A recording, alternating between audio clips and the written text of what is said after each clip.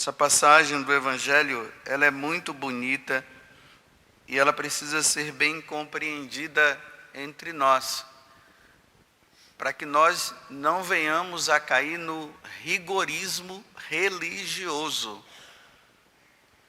Tem pessoas na igreja que elas são rigorosas, chegam a um ponto de que a sua vida com Deus, ela está acima de qualquer coisa. E olhe bem, e deve estar mesmo.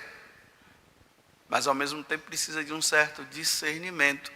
Porque senão as pessoas vão acabar amando a Deus, que deve ser amado acima de qualquer coisa, e não amando ao próximo como também deve ser amado. Porque Jesus, ele resumiu os mandamentos em dois, né?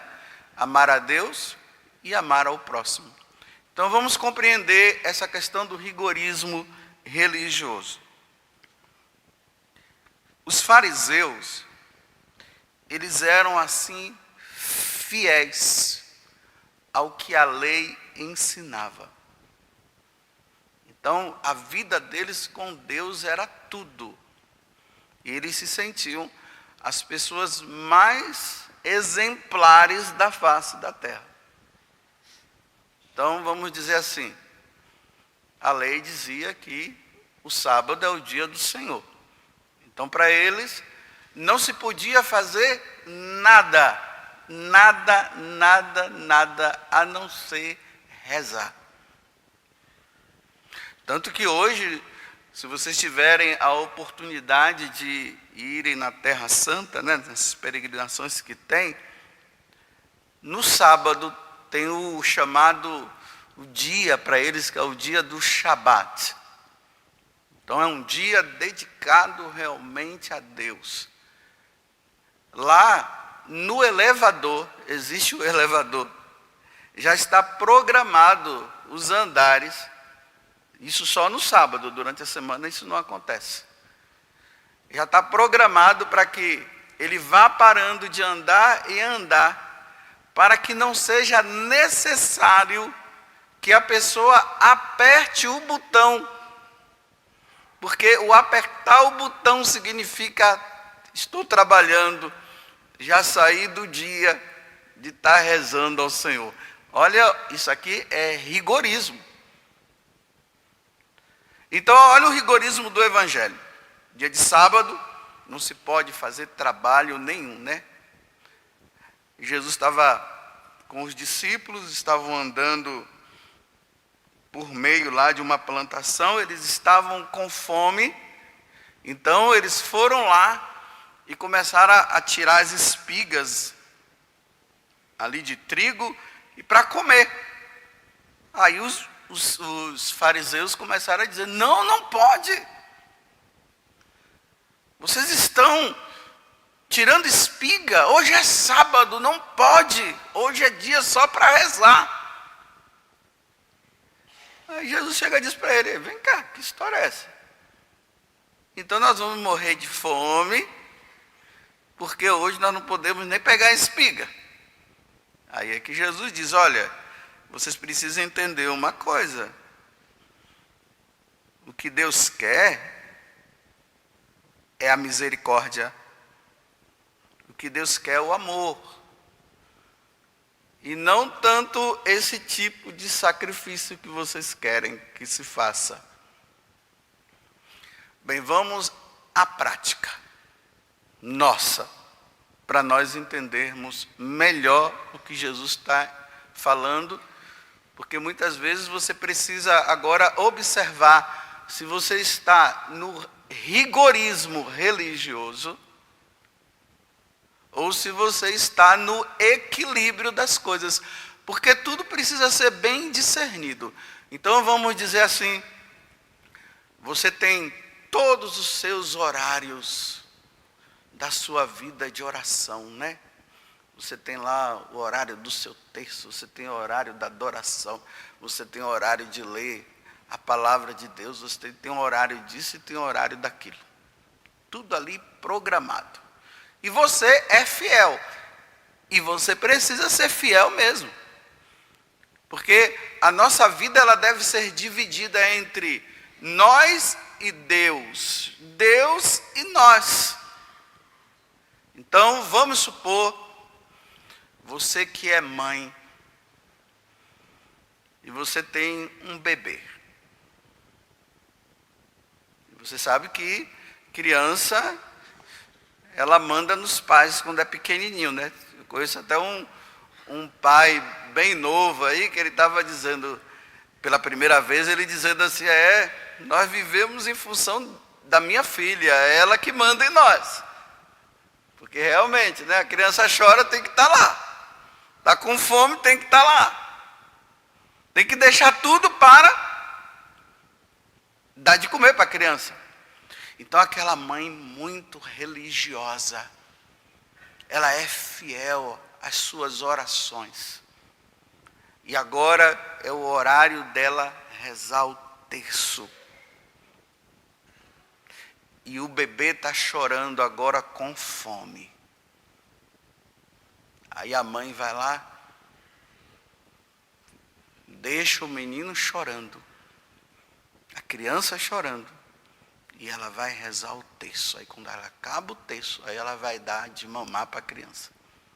Isso é rigorismo religioso.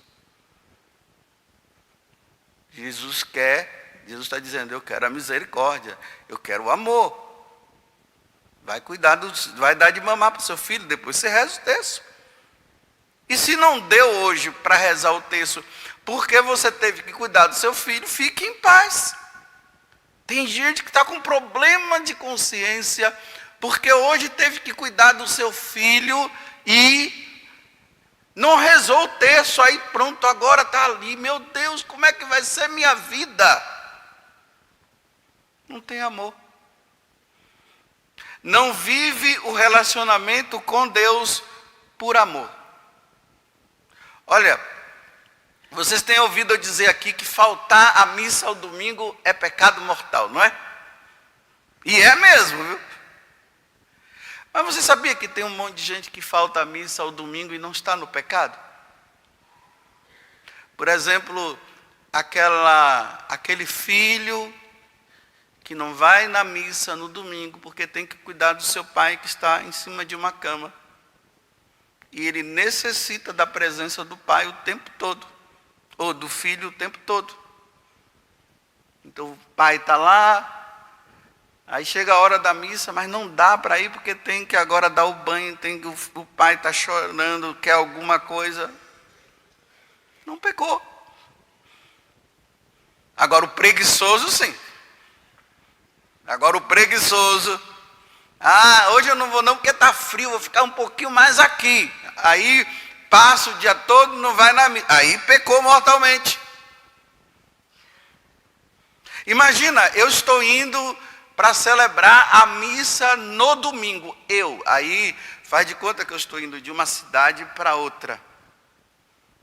E naquela cidadezinha lá, onde eu vou, na paróquia, naquela comunidade, é a única missa do dia. Não tem. Se eu não aparecer, eles vão ficar sem missa. Só que eu vou na estrada e encontro um homem no chão. Lá. Olha, está faltando poucos minutos para a missa começar. E o povo está todo lá esperando. E está um homem caído. Eu olho para um lado, olho para o outro. Não tem ninguém que possa, nesse momento, dar o auxílio a esse homem. O povo vai ficar sem missa. Eu vou pegar o homem e vou levar para o hospital. Aí depois eu vou dizer para o pessoal, olha, gente, me desculpe, não teve missa, porque eu tive que levar um homem para o hospital, ele estava morrendo lá. Olha, tem pessoas que precisam muito de discernimento. Porque vocês sabiam que hoje Deus ele vive terceirizando o que ele vai falar para alguém, né? Deus não está falando mais diretamente com a pessoa, ele está terceirizando. Veja só como é que ele terceiriza, né? Vou falar, tá aquela mulher lá, o outro percebe, né, que ela tem até uns dotes, uns dons de pregação, ou sabe lá, dom de rezar pelo outro e de aconselhar. Só que essa mulher, ela tem os filhos dela para cuidar. Ela precisa cuidar dos filhos dela. Ela precisa cuidar das coisas de casa. Aí vem aquelas pessoas que também têm os dons e diz assim, olha, Jesus está me dizendo que é para você agora ficar pregando o evangelho por aí, porque você tem o dom da pregação. Aí a pessoa diz assim, olha, mas eu não posso, eu tenho que cuidar dos meus filhos. Não, mas Jesus está me dizendo, olha, pelo amor de Deus, Jesus tem que dizer para ela. Por que Jesus não falou com ela? Está dizendo só para você. Tem cabimento uma mãe deixar de cuidar dos seus filhos porque ela tem que pregar o evangelho? E hoje isso está se tornando uma coisa assim, isso é rigorismo, viu? Que todo mundo quer pregar o evangelho, a mãe quer pregar o evangelho, o pai quer pregar o evangelho, todo mundo quer pregar o evangelho. As teias de aranha estão tomando conta da casa. Não tem ninguém para fazer comida. O marido reclama a presença da esposa porque agora ela virou padre, né? Ela tá na igreja na segunda, na terça, na quarta, na quinta, na sexta, no sábado, no domingo. Reunião do grupo de oração, a reunião agora dos intercessores na terça, a reunião do não sei o que na quarta. E o marido está dizendo, meu bem, e aí, como é que é isso? Não, eu tenho que trabalhar para Jesus. Será que você não está fugindo de casa, sua bendita? E agora está com uma história de que você precisa estar o tempo todo na igreja. Eu não estou dizendo que não possa estar, mas com discernimento. Me mostre no rito do matrimônio, aonde está escrito assim, olha, vocês que estão casando hoje, vocês prometem que vocês vão fazer todos os trabalhos na paróquia e nos grupos de oração? Tem isso lá? Tem casais que estão entrando em crise no matrimônio e estão se separando porque ele ou ela virou o grande pregador do evangelho agora e não tem tempo mais para a família. Agora, quem foi que prometeu no dia da ordenação pregar o evangelho, cuidar dos fiéis? Foi nós sacerdotes. Não foi você. Rigorismo. Tudo para Deus. Às vezes eu falo para as mulheres, né? Aí eu digo assim, olha, se você vai na igreja no domingo, e às vezes se dá para você ir durante a semana, você participa da missa, e depois você volta para casa para cuidar dos seus filhos, cuidar das coisas da casa, cuidar do seu esposo e tudo mais, você está sendo uma grande pregadora do evangelho. Não precisa você ficar com problema de consciência. Esse negócio de mulher e homem, né, que vira pregador do evangelho, depois que os filhos já estão tudo crescidos, já estão tudo grande, barba na cara, já estão bem cuidados. Aí os dois dizem, agora vamos ajudar na igreja, né, também vamos dar uma ajuda. Aí sim. Mas eu repito, cuidado para a aranha não está fazendo moradia na sua casa, os ratos também. Porque rato já gosta de morar em casa, aonde não tem ninguém. Vocês estão entendendo o que é o rigorismo religioso?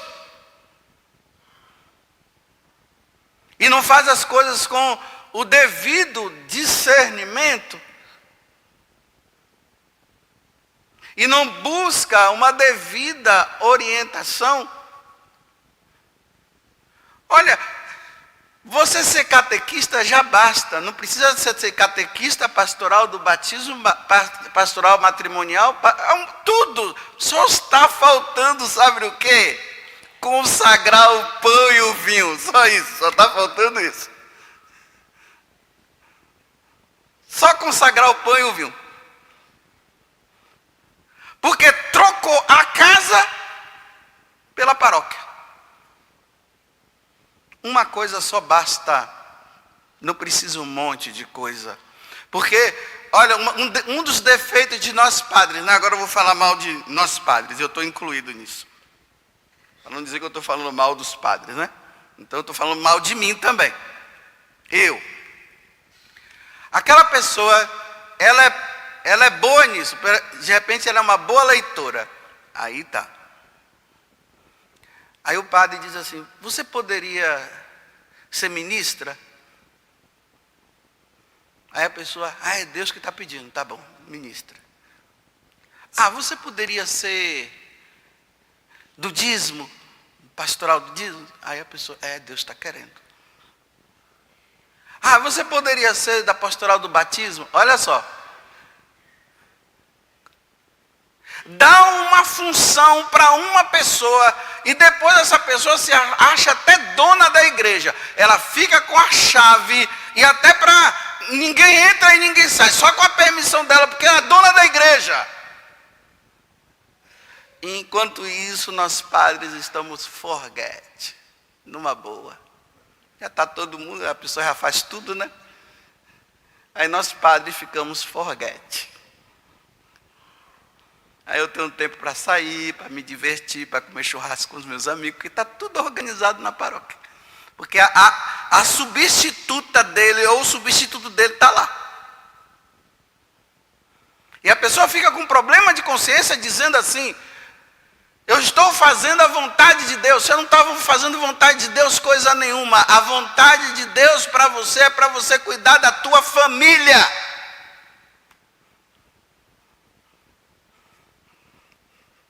Vocês devem estar espantados com o que eu estou dizendo, né? Mas é a pura verdade. É a pura verdade. Veja se você não está no rigorismo religioso, confundindo amor e vontade de Deus com coisas que você está criando na sua cabeça. Deu para entender o que é a caridade? O que é o amor? Não, agora eu tenho que rezar a coroinha de Nossa Senhora. Mas minha filha, o bolo está queimando. Não, eu tenho que rezar a coroinha de Nossa Senhora.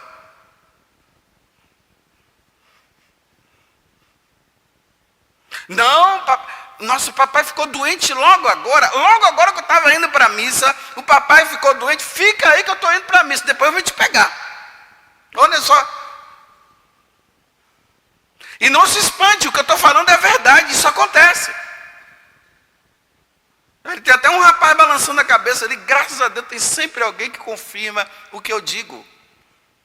Para não dizerem que eu estou falando mentira. Meus irmãos, equilíbrio, sobriedade. Os fariseus, eles estavam desequilibrados na vida deles com Deus. Sobriedade. Tudo deve ser discernido no momento. Vou terminar dizendo assim, olha, vamos supor, você é fiel ao dízimo. E hoje é o dia de você dar a Deus, né, uma parte para Deus, porque Deus não precisa do que você fez não, viu? Pode ficar tranquilo, porque aquilo que você vai dar é para outras coisas, na paróquia e tudo mais. Aí você está indo lá, pagar o dízimo. De repente você está andando na rua, o dinheiro do dízimo está aqui no bolso. Aí vem uma mãe de família lá, pobrezinha, e diz assim: olha, por favor, você poderia me ajudar?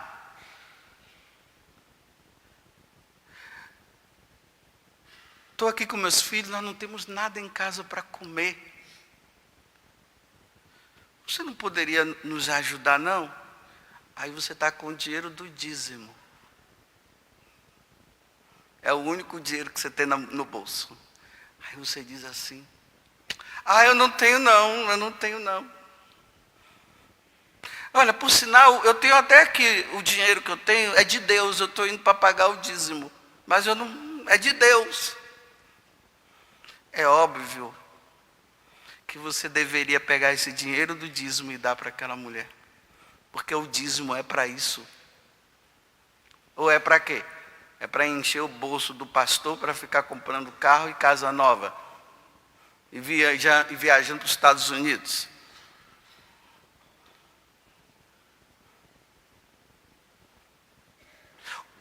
O cúmulo da falta de caridade. Um dia encontrei um homem capinando num sol quente, e lá capinando. Pobre, porque está capinando é pobre, né? Aí eu passei e comecei a conversar com ele. Aí eu disse assim: nossa, que bom, o senhor está com o seu trabalho aí, né? Ele disse: não, padre, eu estou capinando aqui, porque eu tenho que pagar o dízimo lá na igreja para o pastor, porque ele disse que eu tenho que dar, porque eu tenho que mostrar que eu tenho fé em Deus. E para mostrar que eu tenho fé em Deus, eu tenho que dar o dinheiro lá na paróquia, lá para o bendito homem. Olha que falta de caridade. Fazendo com que o homem, naquele sol quente, pegue aquele dinheiro suado, e que talvez seria o dinheiro do pão dele, para comprar alguma coisa, para dar para o outro. E ainda diz assim: Deus vai te dar em dobro. Prove a sua fé. Prove a sua fé. Se dá pouco, é porque você não tem fé. Se você der muito, você vai provar que você tem fé. Olha, meu Deus, falta de caridade, falta de amor. Deus não precisa de dinheiro, porque Ele mesmo falou que nós não devemos amar a Deus, amar o dinheiro, mas amar a Ele. Ou nós amamos a Ele ou ao dinheiro. Por fim, terminando, rezemos, meus irmãos, para nós não cairmos no rigorismo religioso. Tudo da Canção Nova em um só lugar. Canção Nova Play.